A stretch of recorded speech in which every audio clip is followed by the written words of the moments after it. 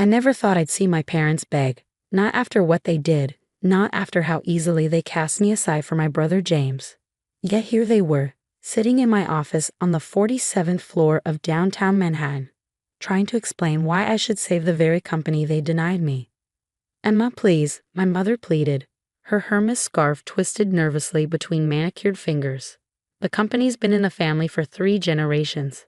I kept my expression neutral as I looked out over the city skyline, remembering the day 5 years ago when they dropped their bombshell over Sunday dinner. "We decided to give your trust fund to James," my father had announced between bites of roast beef, as casual as if he were discussing the weather. "He needs the capital for his new venture, and well, you've always been the responsible one. The practical one." Practical, that was their code for boring, reliable Emma, the daughter who graduated summa cum laude from Princeton, who'd never caused a moment's trouble, unlike James with his string of failed businesses and mounting debts. "The practical one doesn't need the money," they'd said. "James has vision. He just needs support to make it happen." $5 million. My college fund, my inheritance, my safety net, all handed to my younger brother because he needed it more. I remember sitting there, fork frozen halfway to my mouth, as the implications sank in. The carefully laid plans for my own business, the startup I'd been quietly developing for 2 years, all of it suddenly impossible without the capital I'd been counting on. "You'll be fine, Emma," my mother had added, reaching across to pat my hand. "You've got that nice job at Anderson Consulting. Very stable." Stable. Another coded insult. What they really meant was safe, unambitious, boring. I'd excused myself from dinner early that night, driving through Manhattan's rain-slicked streets in a daze. By the time I reached my apartment in Chelsea, something had crystallized inside me, a determination I didn't know I possessed. Fine. They wanted to bet everything on James. Let them. I'd build something without their help, without their money, without their approval. The next morning, I walked into Anderson Consulting and handed in my resignation. "Are you sure about this?" my boss had asked, genuine concern in his voice. "You're on track for partner in a few years." I was sure, more sure than I'd ever been about anything. I had $127,000 in savings, not much by New York startup standards, but it would have to be enough. I moved out of my Chelsea apartment into a tiny studio in Queens, converted my dining table into a desk, and got to work. The idea had come to me 2 years earlier, watching clients struggle with supply chain management. Everyone was trying to solve logistics with brute force, more warehouses, more trucks, more inventory. But I saw a different solution: artificial intelligence that could predict demand patterns and optimize distribution networks in real time. I called it Predict-A-Chain. For the next 18 months, I lived on ramen noodles and coffee, coding until my eyes burned, refining algorithms until they sang. I hired 2 brilliant developers, promising them equity because I couldn't afford proper salaries. We worked out of my apartment, laptops balanced on cardboard boxes, whiteboard propped against the wall. My family, of course, thought I'd lost my mind. "Programming? Really, Emma?" my mother had said during one of her rare calls. "I thought you were smarter than that. Look at what James is building." Yes, James, my brother had taken my trust fund and poured it into a luxury yacht rental platform. The Uber of boats, he called it. The fact that he'd never written a line of code in his life didn't seem to bother anyone. I stopped going to family dinners, stopped answering their calls, stopped trying to explain what I was building. They wouldn't understand anyway. Then came the day that changed everything. I was debugging a particularly nasty optimization problem when my phone buzzed. Unknown number. "Is this Emma Richardson?" a man's voice asked when I answered. "Speaking." "This is Marcus Chen from Accelerate Ventures. We saw your demo at the TechCrunch Hackathon last week. Very impressive. Would you be interested in meeting to discuss potential investment?" I gripped the phone tighter, heart pounding. Accelerate Ventures was one of the top VC firms in New York. They didn't waste time on small plays. "Of course," I said, keeping my voice steady. "When would you like to meet?" "How's tomorrow morning?" The next day, I put on my one good suit, the one I kept from my consulting days, and walked into Accelerate's sleek offices in the Flatiron district. Marcus Chen, it turned out, wasn't just any investor. He was their lead partner for enterprise software. "Walk me through how it works," he said, leaning back in his chair. For the next hour, I explained predicted chain's architecture, how our AI could analyze historical data, weather patterns, social media trends, and dozens of other factors to predict demand spikes before they happened, how we could optimize delivery routes and inventory levels in real time, saving companies millions in logistics costs. Marcus asked sharp questions, drilling down into the technical details. I answered each one, grateful now for all those sleepless nights spent perfecting every aspect of the system. When I finished, he was silent for a long moment. You built this with just 3 people. I nodded. He smiled. How would you feel about $10 million in series of funding? I managed not to fall out of my chair, but it was close. What's the valuation? I asked, proud that my voice didn't shake. We're thinking $40 million pre-money. I did the mental math. Even after dilution, my stake would be worth more than the trust fund I'd lost. Way more. When can we start? The term sheet arrived the next day. By the end of the week, we had a deal. Accelerate's lawyers handled everything, making sure every detail was perfect. I didn't tell my family. Let them keep thinking I was failing, that I'd made a horrible mistake leaving my stable job. They'd find out soon enough. The money hit our company account on a Tuesday morning. By Wednesday, we'd leased proper office space in downtown Manhattan. By Friday, we'd hired our first 10 employees. Predicted chain was real, really real. And then, because the universe has a sense of humor, James's yacht rental platform imploded spectacularly. $5 million, gone in 18 months. It turned out that the luxury boat market wasn't quite ready for Uberification. Who could have guessed? But that was just the beginning. The real shock came when we discovered what James had done with the family company's money. He hadn't just lost his own investment. He'd leveraged Richardson Enterprises, our family's century-old manufacturing business, to secure additional loans. Loans that were now being called in. The same company they denied me access to was now teetering on the brink of bankruptcy. And here they were, sitting in my office, asking for help. I looked at my parents, really looked at them. My mother's carefully maintained facade was cracking. My father looked older than I'd ever seen him. 5 years ago, they'd dismissed my dreams, given away my future without a second thought. Now they needed my help to save their own. Emma, my father said, his voice rough. I know we have no right to ask, but please, help us figure this out. I stood up, walking to the window. 47 floors below, New York City hummed with energy. Somewhere down there, trucks were using my software to optimize their routes. Warehouses were adjusting their inventory based on my algorithms. I'd built something real, something valuable, without their help, without their money, without their approval. The question was, what would I do with that power now?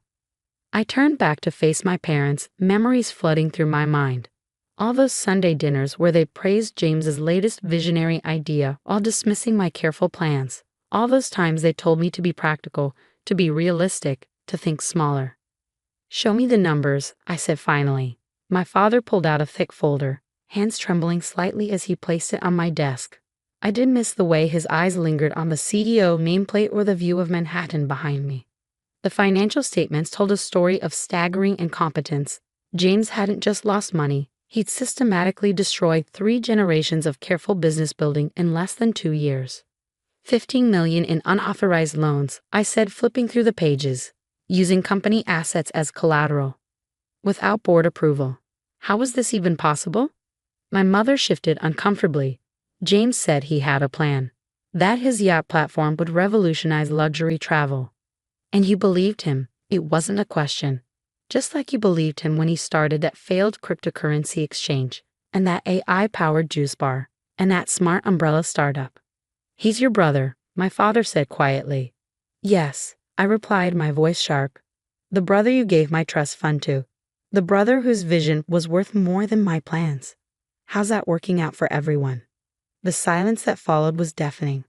I looked down at the latest quarterly report. Richardson Enterprises was hemorrhaging cash. The loans were coming due, and there was no way to pay them. Without immediate intervention, the company would be bankrupt within months. The banks are calling the loans, my father said, his voice hollow. We've tried negotiating, but what? They want new management, someone with proven business acumen. I almost laughed. Now they cared about business acumen. Now they wanted someone practical. "Where's James?" I asked, though I already knew the answer. My mother dabbed at her eyes with a monogrammed handkerchief. He's in Bali. Some sort of meditation retreat. Says he needs to find himself after the setback. Setback? That's what they were calling the complete destruction of our family's legacy. I pulled up PredictChain's latest valuation on my laptop, turning the screen so they could see it. Their eyes widened at the number, $500 million. That's your company, my father stammered. Yes, the one I built after you gave away my startup capital. Turns out I didn't need your trust fund after all. My mother reached across the desk, trying to take my hand. I pulled back. Emma, sweetheart, we're so proud. Don't. I cut her off. Don't pretend you believed in me. Don't pretend you supported my vision. You're here because you need something, not because you're proud. They had the grace to look ashamed. I stood up, walking to the window again. Below, a PredictChain-optimized delivery truck navigated efficiently through Manhattan traffic. Our software at work, making the impossible routine. Richardson Enterprises needs 3 things to survive, I said, still looking out at the city. First, immediate capital injection of at least $20 million to cover the loans. Second, completely new management and board oversight. Third, modernization of all systems and processes. I turned back to them. As it happens, PredictChain has been looking to acquire a manufacturing company to showcase our logistics technology. We have the capital, the expertise, and the vision to turn things around. My parents exchanged glances. You buy Richardson Enterprises? My father asked. No, I replied. PredictChain would buy it. At market value, which given the current situation isn't much. I would install new management, implement our software systems, and restructure the entire operation. But it would still be in the family, my mother said hopefully. It would be owned by PredictChain. I would run it as CEO, not as your daughter.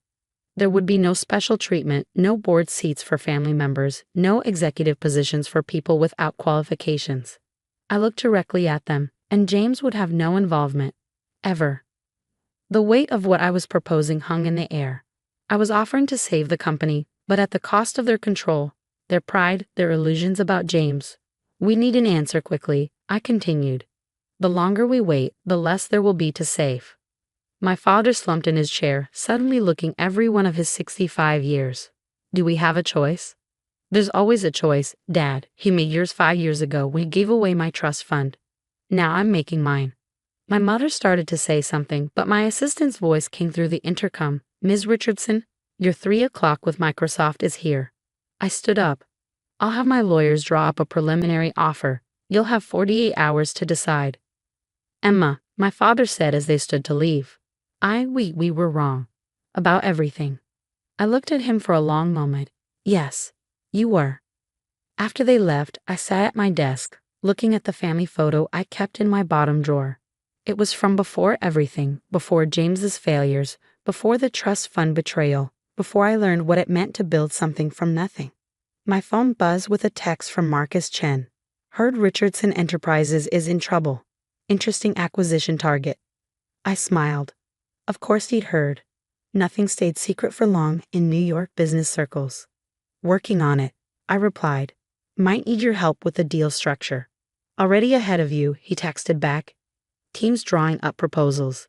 Dinner tonight to discuss.